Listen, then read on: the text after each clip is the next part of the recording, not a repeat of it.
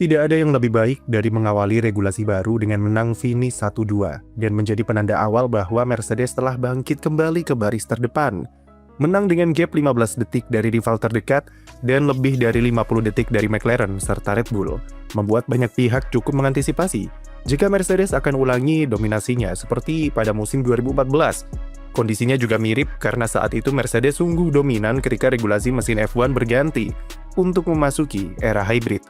Dan pada 2026 yang sama-sama bertepatan dengan regulasi mesin baru, pola serupa mungkin akan kita lihat soal peluang dominasi Mercedes dengan apa yang kita lihat pada GP Australia kemarin. Hal itu sebenarnya juga sudah diprediksi banyak pihak, bahkan jauh sejak tahun lalu, Mercedes memang sudah dijagokan sebagai pabrikan dengan pengembangan mesin regulasi baru paling bagus, ditambah dengan trik rasio kompresi yang membuat huru-hara selama 2 bulan terakhir. Keyakinan publik terhadap kembalinya dominasi Mercedes semakin kuat. Walau Mercedes berusaha tutup-tutupi performanya selama pramusim alias sandbagging, tapi mereka tetap dijagokan sebagai tim yang punya keunggulan performa di atas rival-rivalnya. Dan hal itu terbukti pada GP Australia kemarin, ketika Mercedes mulai mengeluarkan semua keunggulannya di kualifikasi untuk raih pole position dengan gap yang cukup mengerikan dari tim-tim lain. Ada beberapa aspek yang bisa kita lihat sepanjang akhir pekan di Australia soal apa saja faktor yang membuat Mercedes bisa begitu unggul dan dominan saat balapan. Faktor pertama jelas adalah di aspek mesin, yang punya keunggulan di lurusan Albert Park. Tapi sebelumnya ada satu pertanyaan, keunggulan yang didapat Mercedes sebenarnya berasal dari baterai atau dari mesin combustion? Dua hal itu memang saling berkolaborasi dalam menghasilkan output power yang optimal. Namun dari apa yang dilihat pada GP Australia, peran trik rasio kompresi yang bisa hasilkan horsepower lebih besar sepertinya cukup bermain dalam keunggulan Mercedes di lurusan. Pada sektor pertama, Mercedes cenderung konservatif dalam pemakaian energi baterai dan lebih mengandalkan power mesin combustion.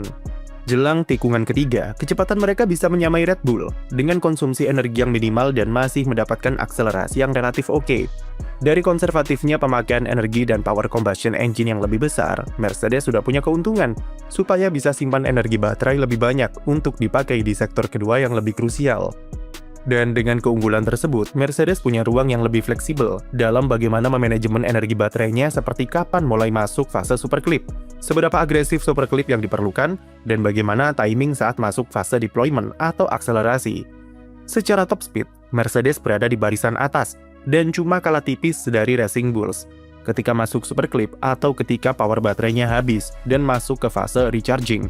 W17 kehilangan sampai lebih dari 50 km per jam sebelum zona pengereman tikungan 9. Defisit kecepatan yang besar ini bisa menandakan dua hal. Pertama adalah pembalap bisa recharge energinya lebih banyak, atau kedua, pembalapnya boros baterai. Menariknya, dari data telemetri, Mercedes bisa pertahankan power baterainya lebih lama ketimbang Ferrari dan Red Bull, tapi masih bisa memaksimalkan fase superclip dengan defisit kecepatan yang besar. Atau dengan kata lain, Mercedes bisa gunakan power baterainya lebih lama, tapi sekaligus bisa memaksimalkan pengisian dayanya ketika di fase superclip. Salah satu metode yang dipakai Mercedes adalah kedua pembalapnya sudah lakukan downshift dari gigi 8 ke gigi 6, jauh sebelum mobilnya berbelok di tikungan 9. Ada dua keuntungan yang didapat dari cara ini. Pertama adalah pengisian daya baterai bisa lebih optimal dengan memanfaatkan naiknya RPM mesin saat downshift. Cara ini lebih efisien daripada lewat pengereman biasa, mengingat tikungan 9 adalah tikungan cepat yang pengeremannya sangat minim. Lalu kedua, pembalap Mercedes bisa melibas tikungan tersebut dengan lebih cepat, karena cuma mengandalkan engine braking saja untuk fase entry ketika berbelok. Dari cara tersebut, Mercedes selain bisa libas tikungan lebih cepat, tapi mereka juga bisa dapatkan recharging baterai yang lebih optimal untuk melaju lebih kencang di lurusan setelahnya. Teknik serupa juga dipakai oleh Oscar Piastri, namun bedanya adalah manajemen baterai di McLaren belum sebagus Mercedes, dan gap yang cukup besar memang bisa dilihat antara keduanya. Hal ini berhubungan dengan cara optimalisasi power unit yang memang berbeda antara Mercedes dengan tim-tim customer-nya. Mercedes dirumorkan memiliki pemrograman software paling canggih dalam bagaimana mereka mengatur manajemen energi baterainya, terutama saat fase deployment atau akselerasi. Mercedes bisa mengatur seberapa besar energi yang dibutuhkan untuk disesuaikan dengan power dari mesin combustion, supaya energinya tidak terbuang sia-sia dan bisa digunakan dengan jangka waktu yang lebih awet di lurusan. mereka belum seagresif Red Bull jika berbicara di soal agresivitas saat di mode recharging atau super clip. Tapi Mercedes cukup unggul soal bagaimana mereka mendistribusikan energi baterainya dalam satu putaran. Perbedaan soal optimalisasi software ini juga jadi perdebatan, terutama bagi McLaren yang sebagai salah satu tim customer Mercedes mengklaim kalau mereka tidak diberikan banyak informasi soal bagaimana optimalisasi mesinnya. Mercedes dituding pelit dalam memberikan data-data tambahan soal mesin 2026 kepada tim customer-nya. Mercedes memang wajib memberikan spesifikasi yang sama dan setara kepada semua tim pelanggan mesinnya. Tapi jika berbicara soal bagaimana cara optimalisasi seperti settingan, software, atau engine mapping, bahkan sampai pendinginan, semua itu tergantung ke tim customer itu sendiri. Selain soal mesin, aerodinamika dan karakter W17 yang cenderung netral, membuatnya bisa dikendalikan dengan mudah oleh George Russell dan Kimi Antonelli. Secara aero, memang mereka tidak punya downforce sebesar Ferrari, tapi hal itu bisa tertutupi dengan keunggulan di aspek power unit. Apalagi sirkuit Albert Park adalah salah satu dari 4 sirkuit yang dilabeli FIA sebagai trek paling boros baterai di kalender musim ini. Keunggulan Mercedes jadi sangat terlihat sepanjang akhir pekan kemarin. Pertanyaan besar yang menanti Mercedes setelah ini adalah apakah keunggulan serupa akan terlihat di sirkuit-sirkuit yang memiliki zona pengereman lebih banyak dan didominasi tikungan. Shanghai memang punya lurusan sepanjang lebih dari 1 km, tapi sisanya merupakan zona harvesting dan tikungan panjang yang mungkin akan membuat keunggulan Mercedes tidak akan sebesar di Australia. Kenapa demikian? Memang Mercedes punya cara harvesting energi yang lebih efisien dengan metode engine braking-nya. Tapi jika terlalu banyak zona harvesting, itu juga bisa membawa masalah karena level baterai yang di-recharge juga tidak bisa melebihi kapasitas yang bisa sebabkan overheat.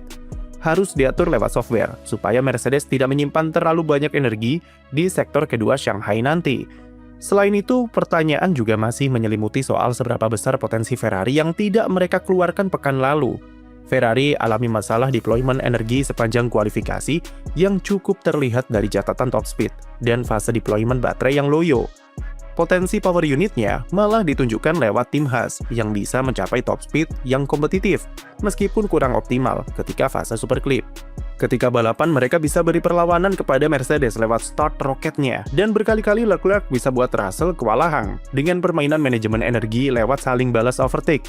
Mercedes bisa mulus memenangkan balapan karena pilihan strategi Ferrari yang tidak pit saat VSC pertama, dan mereka ketiban sial karena tidak bisa masuk pit saat VSC kedua muncul karena pit entry yang ditutup.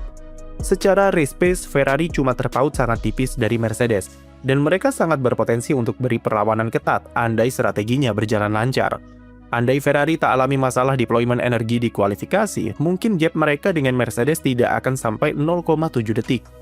Keunggulan Ferrari adalah mereka punya paket mobil dengan aerodinamika dan downforce lebih bagus ketimbang Mercedes, yang bisa dilihat dari data telemetri jika Leclerc bisa melibas tikungan lebih kencang ketimbang Russell di kualifikasi. Meskipun ada sisi negatifnya juga, karena jika menikung lebih kencang, artinya pengorbanannya adalah fase recharging baterai yang tidak optimal. Namun Ferrari sepertinya tidak alami masalah yang begitu berarti di aspek ini. Dengan sirkuit Shanghai yang lebih banyak tikungan dan fase pengereman, akan menarik untuk dinanti apakah Mercedes bisa pertahankan keunggulannya dari Ferrari. Lurusan Shanghai mungkin masih akan jadi faktor pembeda terbesar, serta degradasi ban Ferrari yang nampaknya tidak sebagus Mercedes juga jadi pertanyaan yang harus mereka jawab di Shanghai nanti. Tapi kabar terbaru menyebut jika sayap belakang backflip yang sempat diuji coba di pramusim Bahrain sudah dibawa Ferrari ke Shanghai dan kemungkinan besar akan dicoba sebagai usaha mengurangi defisit performa di lurusan. Yang jelas Mercedes juga masih butuh validasi lewat balapan GP Tiongkok akhir pekan ini. Apakah mereka akan dominan musim ini atau akan dapat perlawanan ketat dari skuad Maranello? Sekian video dari kami, jangan lupa beri like dan subscribe untuk konten F1 lainnya.